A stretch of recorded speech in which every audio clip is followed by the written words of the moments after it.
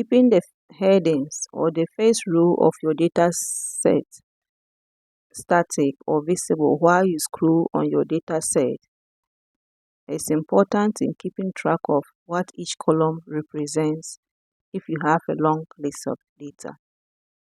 Hi, I am Josephine, and today I will show you how to freeze panes in Excel.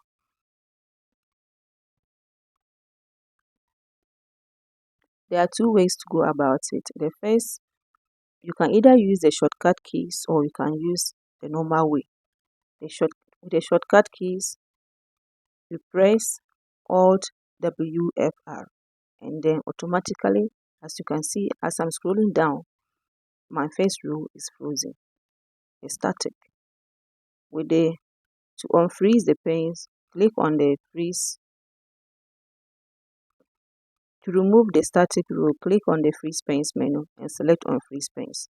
And now all the data is movable. The second way to do it is that you click on any cell of the top row or your heading, and then go to the freeze panes menu, click on it and select freeze top row. Freeze top row. Now the top row is also static. As I'm scrolling, the top row is static, it's not movable. So this is it. These are the two ways you can freeze panes of it.